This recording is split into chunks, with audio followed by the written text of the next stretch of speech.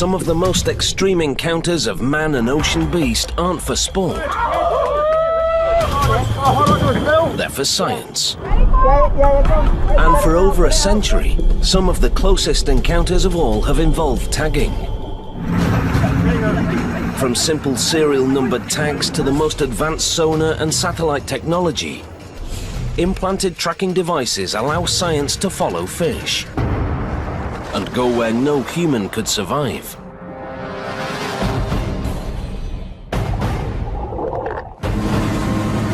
And now, one audacious team is taking on an intense new challenge: spear tagging.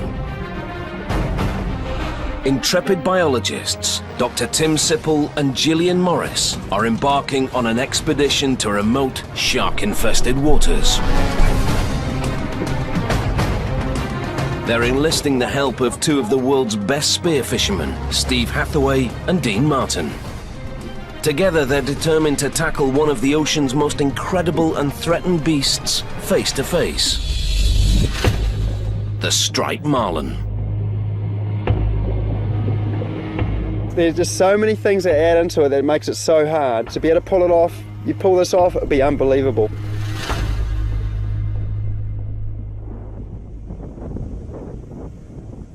February the 11th, 2010. Snells Beach, New Zealand's North Island. The international expedition has gathered on this stretch of Pacific coastline to put their tagging mission to the test. New Zealand's a fantastic place to be if you're a human or a marlin, and especially if you're a human that wants to catch a marlin. Noted fisheries biologist Dr. Tim Sipple has lived in New Zealand for years, tracking striped marlin migration patterns and behavior. We have two pop-off satellite tags here. As marlin become increasingly threatened, much of Tim's work involves implanting sophisticated satellite tags. 36 satellite tags have been put into striped marlin since 2003. It took a long time to get that, so it doesn't sound like a lot, but it actually is.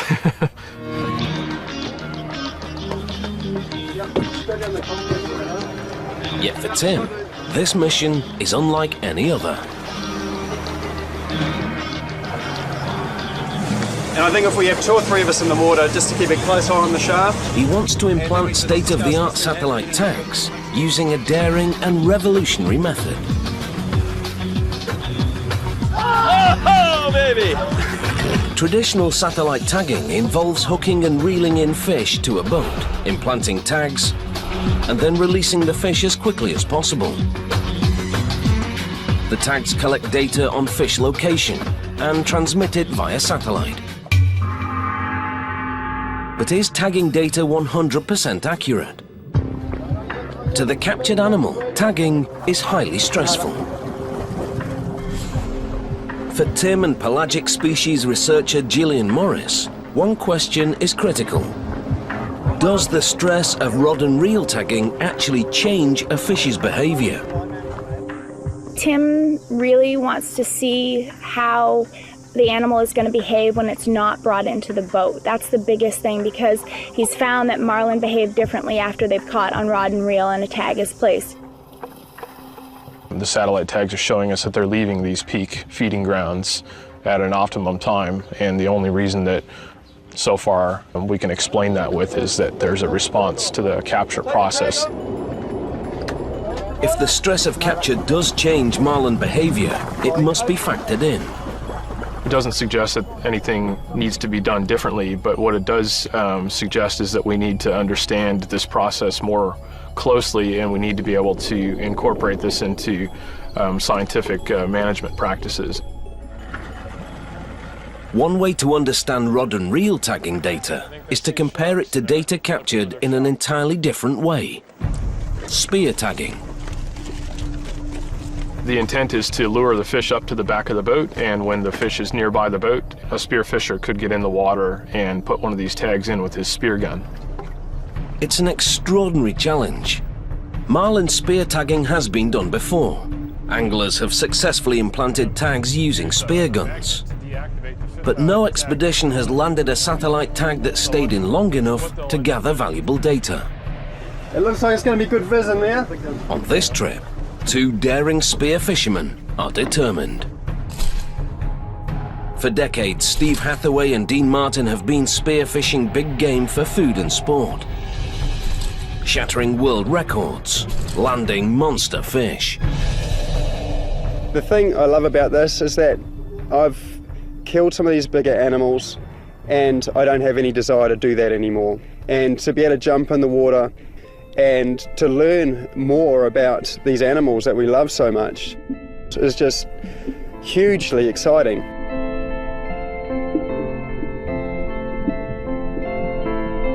Every time you go in the water, you just don't know what's going to be around the corner. You just want to explore and check it out. It's always exciting. Just an amazing sport. Though experienced, Steve and Dean have never used their spear guns to implant sophisticated electronic tags. For the mission, Tim has chosen the MK-10 PAT satellite tag. Once deployed, this nearly 30-centimeter long tracking device collects information on temperature, depth, and sunlight intensity, identifying where a fish is swimming in the water column. After a month, the tag detaches and transmits its data via satellite. So this tag is $4,500, and we get one shot at a marlin to get these data. So this is kind of a gamble. It's kind of all or nothing. But any spear tagging is extremely risky. A spear fisherman must hold his breath for up to 4 full minutes, free diving in unpredictable currents, often far out at sea. Steve and Dean will have just seconds to make a shot. For the best chance of the tag lodging and staying put, the spear fisherman must hit a tiny target, aiming for the thickest skin just below the marlin's dorsal fin. You're talking about an area about that big on an entire large animal, and it's also a moving target. To increase their chances, Dean has handcrafted the ultimate underwater tagging arsenal. We really do need to consider loading up with a little bit more power. Made this in the old garage. While it's very heavy out of the water, once we're in the water, it's actually very manoeuvrable.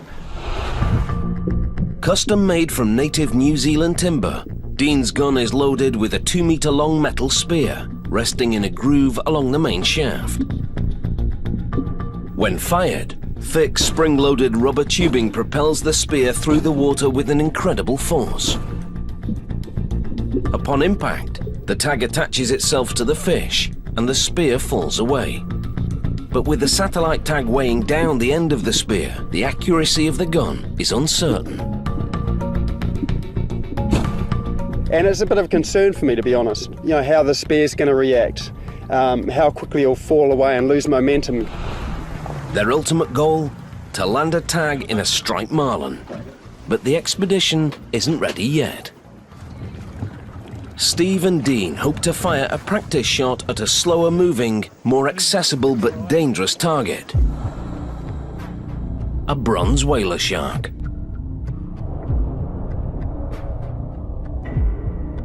Common in New Zealand waters, bronze whaler sharks are stealthy and strong. These monsters can reach over 3 meters long, weighing more than 270 kilograms. Yet among spear fishermen, bronze whalers are notorious competitors. Wily opponents who shadow free divers, charge in, bump them, and snatch a catch right out of an angler's hands. Left to themselves, sharks never deliberately target humans, but when divers invade their habitat, any encounter can be risky. I'm assuming we'll go in and they'll be swimming gracefully around us. They can be intimidating as well sometimes, but they'll be fine, man. I'll get this on for you. Steve and Dean plan to free dive, move in close, sneak up behind a large bronze whaler, and shoot a dummy practice tag onto the shark's back.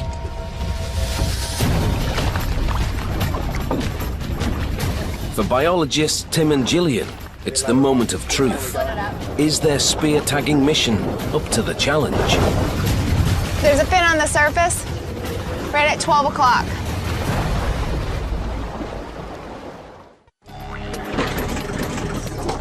For expert spear fishermen Dean Martin and Steve Hathaway, it's the ultimate test run. Yeah, there's quite a nice current. For Dr. Tim Sipple, it's a critical mission. Keen to hear how it goes. To make tagging breakthroughs with deep-sea marlin, the expedition needs this practice run to succeed, targeting a powerful bronze whaler shark with a spear tagging gun.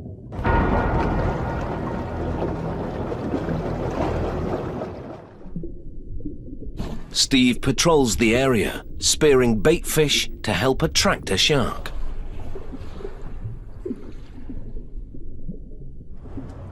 We've actually speared a lot of fish. If we chum up the amount we've got here, mate, we'll just have them all around us. Slide that in. So this is gonna slowly release a scent trail as it starts to thaw in the water. I'm just gonna clip it off the side of the boat here, and then I'm gonna dump some concentrated fish oil in. That way it just creates a real strong slick. So if there are any sharks, even remotely close, we should get them interested to come around.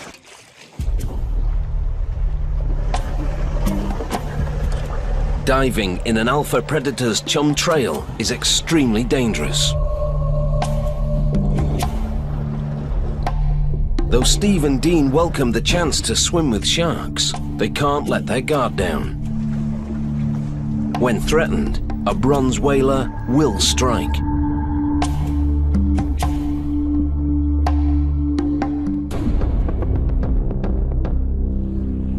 Yeah, they're definitely all, look, they're all swimming together and they're all watching something. Yeah. Oh, it's probably 2.5 meters long. Nice one. Good news. Got a shark hanging around out there. A large bronze whaler has smelled the free meal, and it's coming in for a closer look.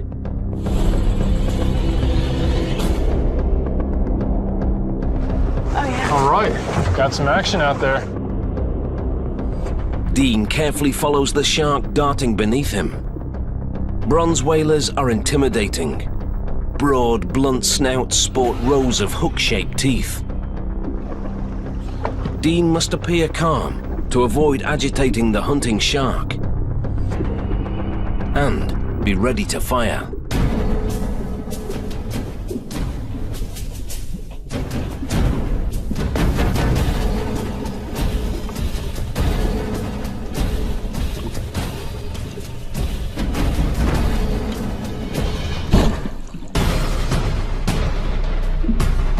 It's a direct hit. The dummy tag lands just below the shark's dorsal fin. Yeah! What good tag! Right! Beautiful, beautiful. That's awesome.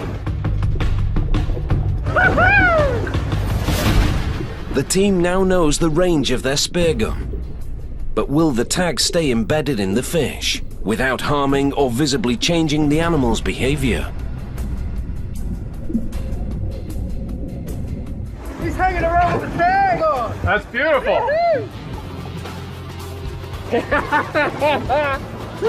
Well done. Perfect. The fish is actually turned around now and it's playing back in there. So in terms of like the impact on the fish, it's hanging. It's not upset. Nothing's bothering it. That's really good news. This sort of is our first indication that the method can be useful for answering the question that we're after. Well done, mate. Excellent. Can tagging data be captured without changing a fish's behavior? The team's first test run shows promise. The harmless dummy tag will detach in a few weeks. He didn't show any aggression towards you at all, being the one that put it in there? No, loves me. Loves me.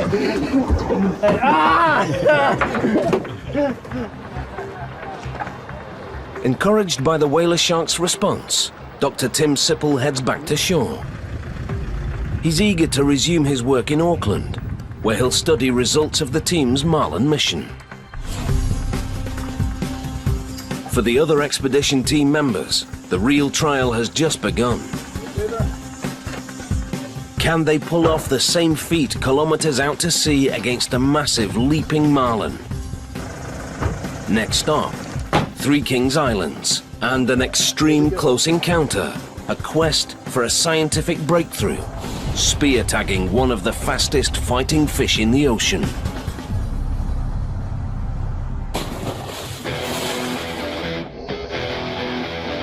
But whether it's marlin, sharks, or any other alpha predator, seasoned veterans know tagging risks are severe.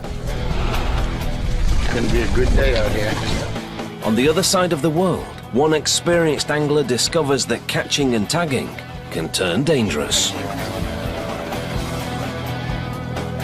July 2002, Boston, Massachusetts. That clips you in. Take these clips. Okay, those are the harness clips. So I'm going to be attached to the pole? You'll be attached to the pole, correct. Sport fisherman Jimmy Diambra and his uncle Casey Carnevale head out with friends for their favorite pastime: shark fishing.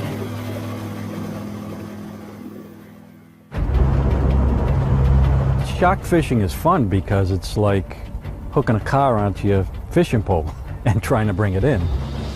The sharks in these waters aren't endangered, but to help ocean conservation, the group plans to tag and release every fish they catch. Fish on, buddy. Yeah. Get it. Harnessed into his fighting gear, Jimmy soon gets a powerful bite. The corner. But there's something wrong. When the fish runs, the reel's supposed to give line out so it doesn't snap the line, but it wasn't. It was binding up and the pole was bending in half, and then it would give out line fast, so I knew there was something wrong with the reel. But I figured if there's a problem, the line's gonna snap. With his friends encouraging him, Jimmy refuses to quit. Right out there, I see color. Yep. The fish approaches the boat. It's a mammoth blue shark. Look at the size of them. Wow. Blue sharks are known as tenacious fighters that can grow up to 3 meters, weighing nearly 1/4 of a ton. Look at the size of that shark. Wow. It's gonna take off, hold on. Suddenly, the huge predator dives to the bottom. I got somebody got to hook me up with this. Then in a blur, disaster. Jimmy's friends have no time to stop him as he hits the water. You're in a state of shock. I just went, he's over. You know, and everybody went to the back of the boat, and you're looking to see where you could see him, and you couldn't see him. Worse still, Jimmy's still attached to his fishing rod. I felt my feet leaving the deck of the boat. I thought, this is it, I'm dead. I actually had no hope. I couldn't see where I could release myself. With each second, the huge shark pulls Jimmy deeper. I thought that it was the end. And then I felt it give line out. The angler struggles desperately to undo his harness. And I'm like, oh my God, I got another chance. So I swam back to the top. I swam to the surface, and I'm the happiest I've ever been because I made it. And now I realize that I'm in the middle of feeding sharks. Jimmy's friends take hold, pulling as hard as they can. River's on and over. Everybody's holding on to each other, and I can hear Jimmy say, "Don't let me go." The men work their way to the hatch on the rear of the boat.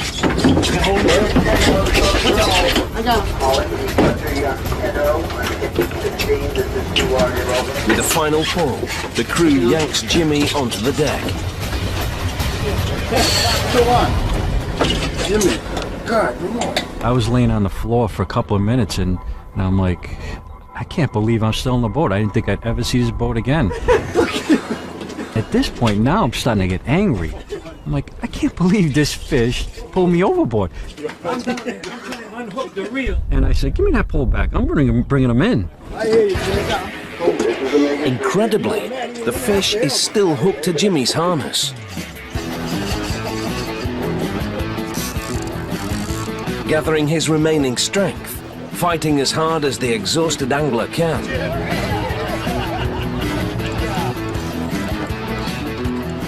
Jimmy Diambra reels in the massive blue shark that almost pulled him to his death. Jimmy, this is something I think you're never gonna forget.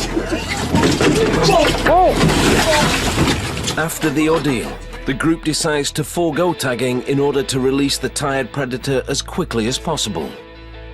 I wasn't angry at the fish because, I mean, he's trying to get away. He wasn't trying to kill me.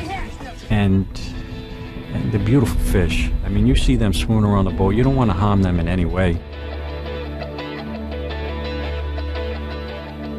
He pulled me over and he threw me back, so now we're even. I caught him loose and now he's gone. Let him go, all right, all right.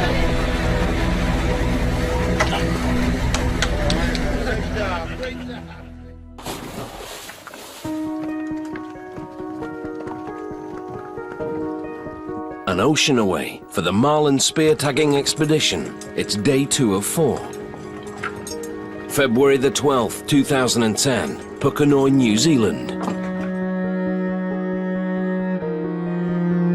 Enough guns for 2 guys. They're ready to tackle their coveted spear tagging target, the striped marlin. The team heads northwards towards New Zealand's ultimate fishing grounds. 115 kilometers from Pukekohe, off the northernmost tip of New Zealand, the Three Kings Islands inhabit a remote corner of the Pacific. These rocky outposts are known for their dangerous currents, unpredictable weather, and a host of predators at the top of the food chain. There's lots and lots of sharks, lots of bronze whalers, lots of marlin, marcos, great whites. One of the greatest risks, of course, just getting lost at sea. You know, I mean, I know we've got a boat there, but we're a long way offshore. There's some huge currents there that'll be moving us very quickly. It's a 5-hour journey to the Three Kings. But no amount of preparation can safeguard against every risk. I definitely wouldn't get in the water with these things, you know. A lot of other predatory fish that you wouldn't want to come across when they're hungry. Yeah, it's all pretty crazy if you ask me. With spawning striped marlin on the decline, the team is determined to try to make marlin conservation history. Yet to do it, everything must go off without a hitch.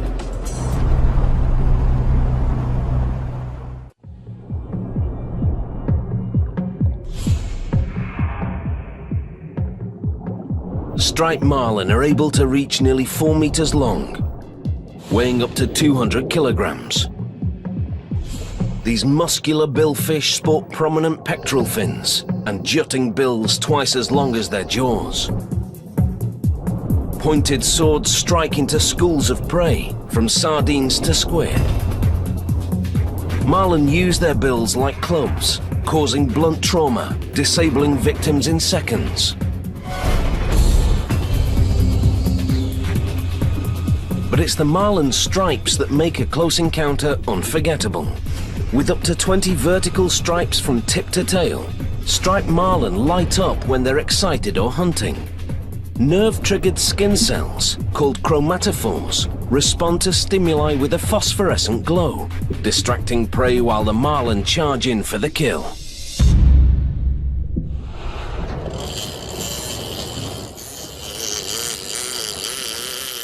For the expedition team, spear tagging one of the fastest fighting fish in the ocean presents 2 major challenges.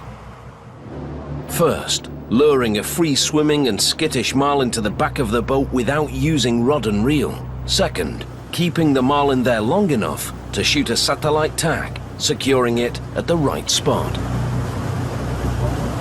To do it, the team has a carefully sequenced plan.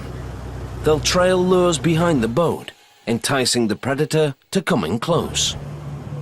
Marlin comes up, very much tunnel vision. It's focusing on that food, so that gives us a window of opportunity to come on or slip off the back of the boat and position ourselves so I can get a nice shot off above the dorsal. Once a marlin appears, The crew wants to keep the predator hanging around. That's a perfect live bait size, that one. To prepare the bait, they tie live skipjack tuna to lines. Steve plans to jump in the water holding the line-tied bait directly into the charging predator's path. Sharks and other species are used to following lures. Well, Steve's the lure in this situation, so we'll just keep an eye on him. For the plan to work, the team's timing must be perfect. But first, they have to wait for their target.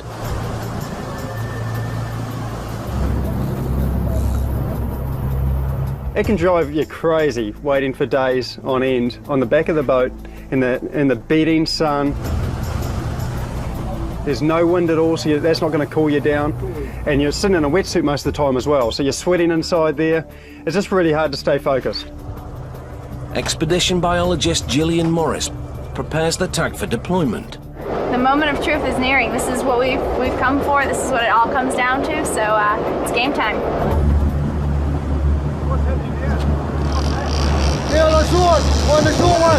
It's a marlin. The crew scrambles to get the lines in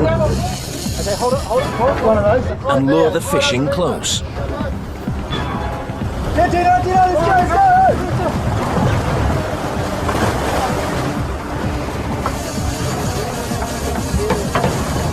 All yours! Woohoo! Yeah, I reckon it. Yes, man. The divers struggle to get their bearings, scanning the water for the hunting marlin's exact position.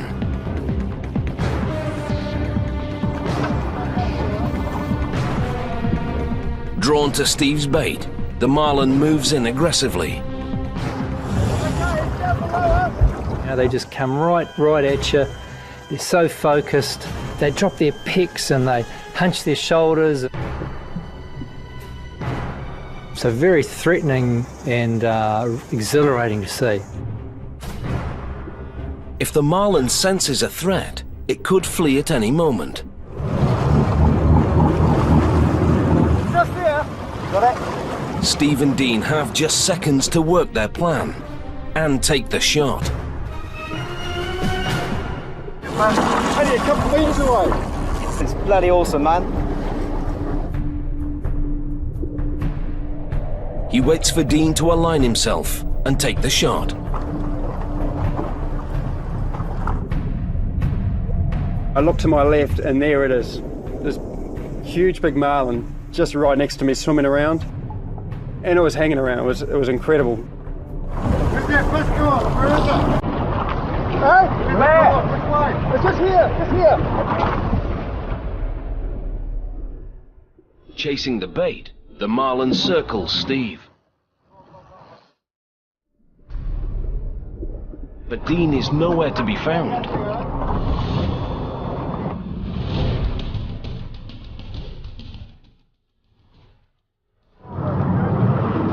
Here he is. Strong currents have taken the diver out of range. Yeah, we're coming. The marlin swims off. The team's tagging opportunity is lost.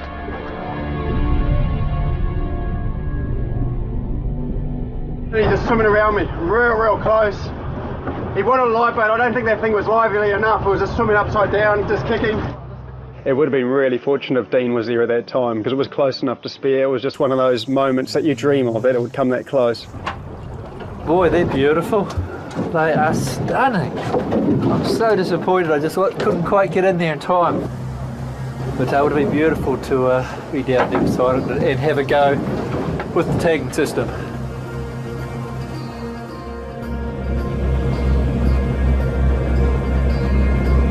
Dusk approaches as the expedition heads back to the relative shelter of the islands. Tomorrow their mission will continue. The hunt for a striped marlin and a spear tagging victory.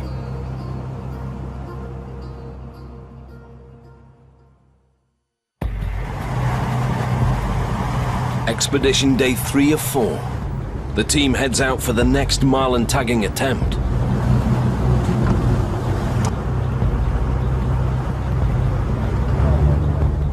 After hours at sea, their patience is tested again. Yeah, I'm just gonna sit here and meditate on the back of the boat. It's mid-afternoon, and the crew is having trouble getting a marlin in close enough to take a shot. Concerned with the spear tagging's odds of success, the team wants to ensure the expedition isn't wasted. They'll try to tag at least one marlin the old-fashioned way, using a rod and reel. But no matter what the tagging method, across an ocean, one unforgettable collision between man and billfish proves that tagging can be dangerous for both the fish and the fishermen.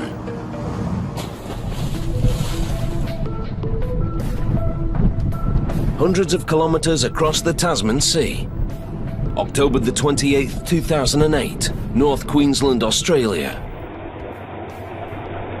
Fisherman Simon Osterberry and his wife Margot are celebrating their 10th wedding anniversary, chasing and tagging the elusive black marlin. They're the ultimate apex predator. They're massive. If you see big black marlin come out of the water, that head coming out of the water, there's nothing like it. The couple is competing in one of the most prestigious tournaments in the world, the Lizard Island Black Marlin Classic. The goal is to tag the most marlin over a 7-day period, implanting serial numbered fisheries tags. The simple tags record catch location and size. Future anglers who later catch and release the same marlin can report any changes in the animal's vital statistics. Yeah, perfect. Halfway through the trip, the Osterberry's team has caught and released 6 fish and missed a few along the way. Nah, I reckon I've dropped him. He's still here. We'll get him. Now with 2 days left, they're in second place. We needed probably 2 fish. We needed a fish to catch the leader, and we needed a fish to go past the leader. And then that would have put us in the box seat. And there's pressure, there is pressure there.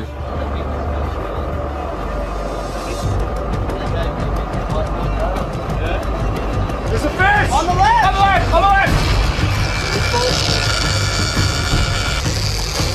As line rips out in a blur, Simon grabs the rod, locking himself into the fighting chair. Stay down. I'm on one. Good job, Simon. And that fish was going ballistic, just kept jumping and jumping. It was pretty good.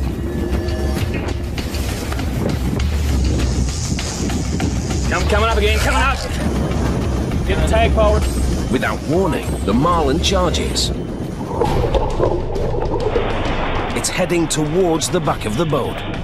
I literally just went head down, crank, crank, crank, and I could feel loose line. I thought I'd lost it. I thought I'd lost the fish. Buddy, keep going. Unaware the fish is barely a metre from the stern, Simon reels as hard as he can. And just as I looked up, Jeff was standing literally right in front of me. And as I looked up, he moved, and all I could see was a marlin head about there. Crewmate Jeff Hudson dives out of the way just as the fish launches past his head. Again, I just remember turning around, expecting the worst, to see blood everywhere. You know, I thought for sure it would have impaled Simon. Get back. Instead, the fish has torn through the side of Simon's shirt, missing him by mere centimetres. Get the door open! Get the door open! And now, the fighting marlin is in the boat. When it got on the deck, it just did not stop. It was just bang, bang, bang, bang, bang.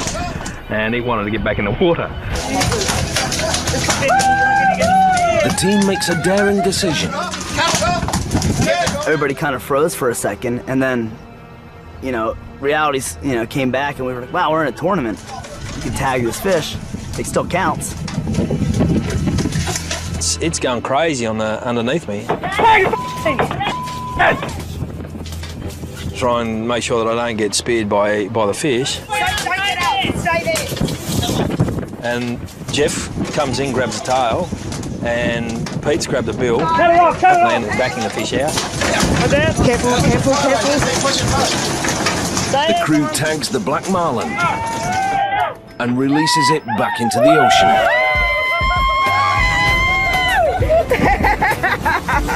Probably about 15 minutes later, when we all had sort of time for it to sink in, how serious the situation was, how close it was, and how lucky we were that actually nobody got injured because there were so many people on deck. Simon was right in the firing line, he was right in the chair, so you've got nowhere to go.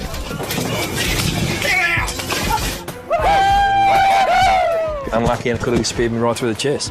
And if that had happened, I'd be dead. I guarantee I'd be dead. Well done, buddy. The team didn't win the Lizard Island Classic that year, but their footage captured one of the most extraordinary and unforgettable close encounters in the tournament's history. Yeah, I think we'll call it even. Call it a draw. I survived, he survived. I have never seen a marlin do that.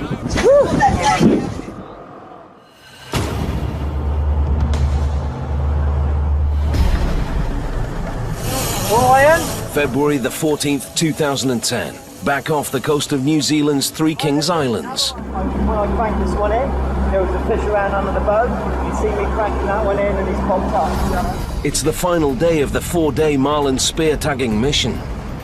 After repeated attempts, the expedition is still hoping to draw a striped marlin close enough to be within tagging range.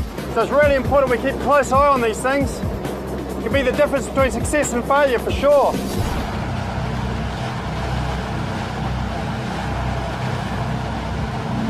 The crew trails hookless lures to draw a marlin to the back of the boat. Is it happening there, man? Steve then plans to leap in the water holding a live tuna attached to a rope. With the marlin busy chasing Steve's bait, Dean will have just seconds to implant the tag.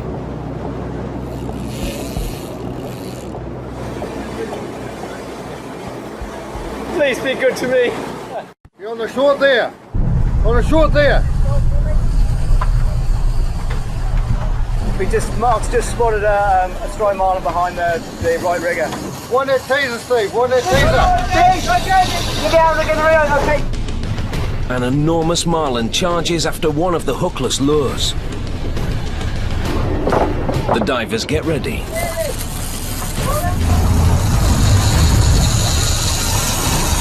There's one right underneath us.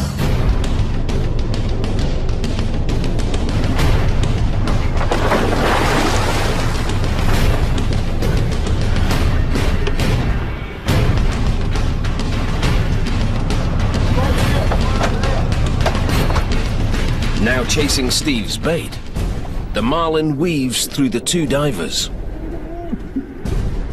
It's just like a little rabbit running in a field. They just run any direction they want to. Like these marlin, they just change direction.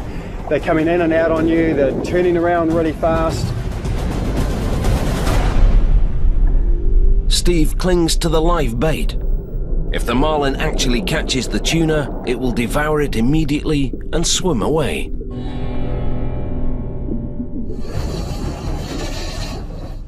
Dean has only seconds to take the shot. But in the churning sea, he can no longer see the marlin or his partner.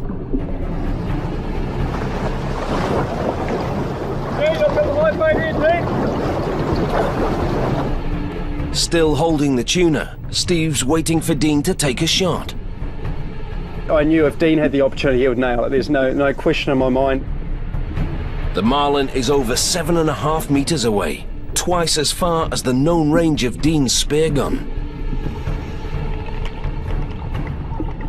And at that point, I just didn't know. I had this horrible feeling that this would be our only chance. Worse yet, the striped marlin appears to be changing course, heading away from the divers. Dean makes a split-second decision. Just stretched out, aimed at the fish, and just bang! There's this percussion sound in the water, and the fish just took off like an absolute bullet. Dean's tag landed.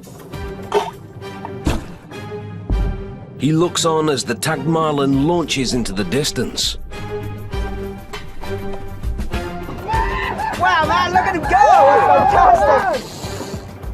As I hit the surface, I saw it smashing across the top of the wave. I spun around to the camera and he goes, "Nice one, mate, good shot." Of course, the crew, when I popped ahead of the crew, they had no idea what was going on. When I got back on the boat, I'm thinking that's just another opportunity gone. My goodness, you're going to be waiting hours for another marlin. At one point the marlin was just flying. Yeah, pretty intense. There he is. Look guys, I think I got it! I got it! He tagged it!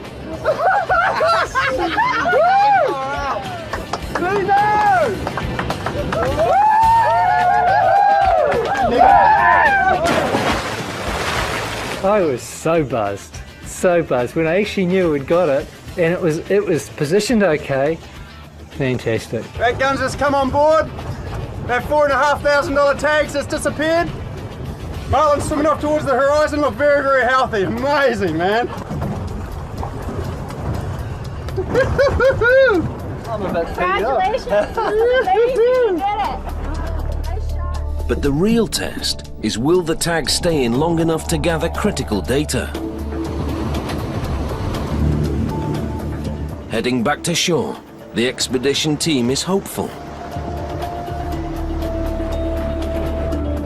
But they have to wait for their satellite tag's final results. Good job, guys. Awesome, mate. Good job, good job. Thank you. Great job, great job.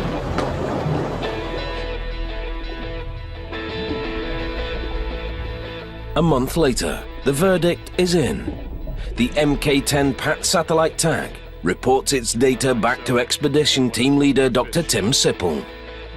It was fantastic. We got the tag in and we got the information back that we've been wanting for several years now, and it's really exciting to see the behavior of the animal showing us the patterns that we were expecting to see. For Tim, it's a conservation breakthrough. Unlike marlin he's tagged by rod and reel, this time the spear-tagged marlin stayed in its normal feeding grounds. This will help scientists better understand how to compare and contrast data collected through different tagging methods. The Three Kings Islands mission was a success. It really did help to have two of the world's best spear fishermen on the job. Getting that tag in, that was probably the X factor that made this all work.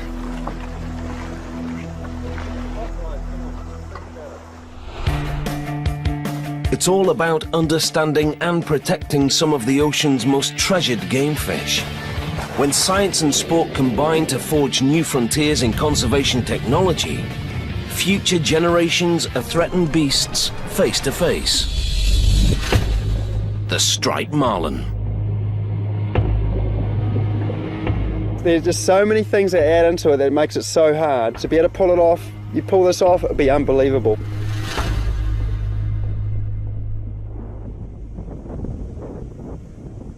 February the 11th, 2010. Snells Beach, New Zealand's North Island. The international expedition has gathered on this stretch of Pacific coastline to put their tagging mission to the test. New Zealand's a fantastic place to be if you're a human or a marlin, and especially if you're a human that wants to catch a marlin.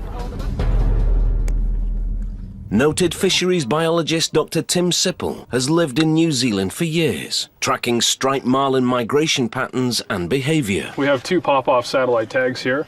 As marlin become increasingly threatened, much of Tim's work involves implanting sophisticated satellite tags. 36 satellite tags have been put into striped marlin since 2003.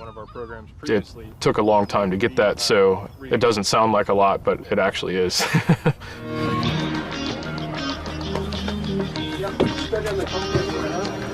Yet for Tim, this mission is unlike any other. And I think if we have 2 or 3 of us in the water, just to keep a close eye on the shaft. He wants to implant state-of-the-art satellite tags using a daring and revolutionary method. Oh, baby! Traditional satellite tagging involves hooking and reeling in fish to a boat, implanting tags, and then releasing the fish as quickly as possible.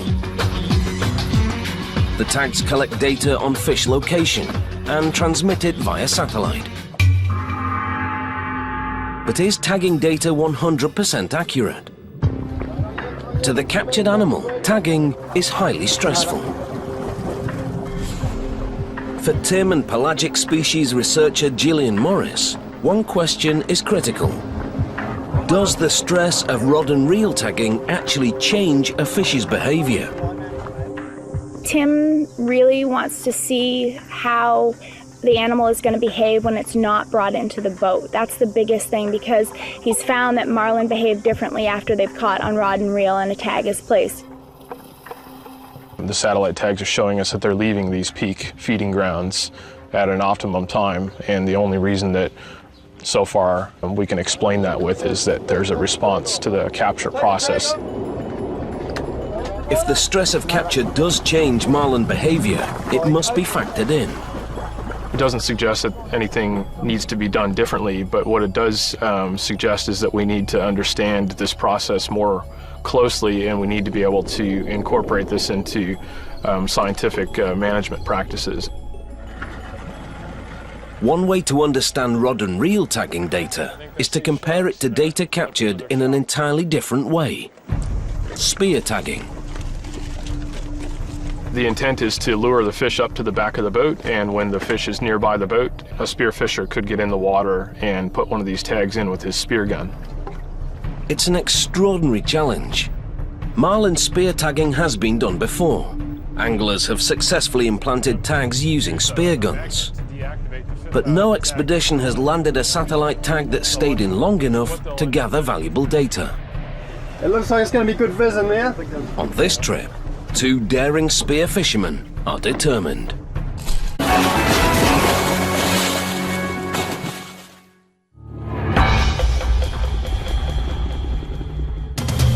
Some of the most extreme encounters of man and ocean beast aren't for sport. They're for science. And for over a century, some of the closest encounters of all have involved tagging. From simple serial numbered tags to the most advanced sonar and satellite technology, implanted tracking devices allow science to follow fish and go where no human could survive.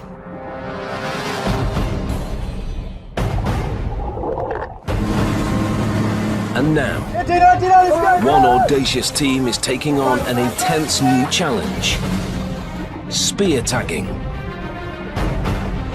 Intrepid biologists Dr. Tim Sipple and Gillian Morris are embarking on an expedition to remote, shark-infested waters.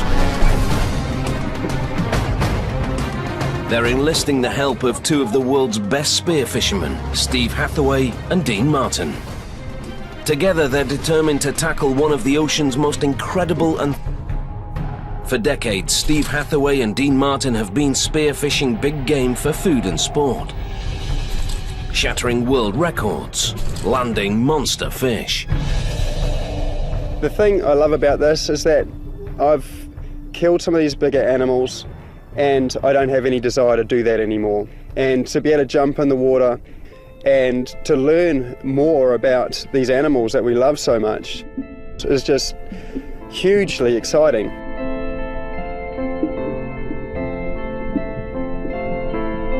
Every time you go in the water, you just don't know what's going to be around the corner. You just want to explore and check it out. And it's always exciting. Just an amazing sport. Though experienced, Steve and Dean have never used their spear guns to implant sophisticated electronic tags. For the mission, Tim has chosen the MK-10 PAT satellite tag.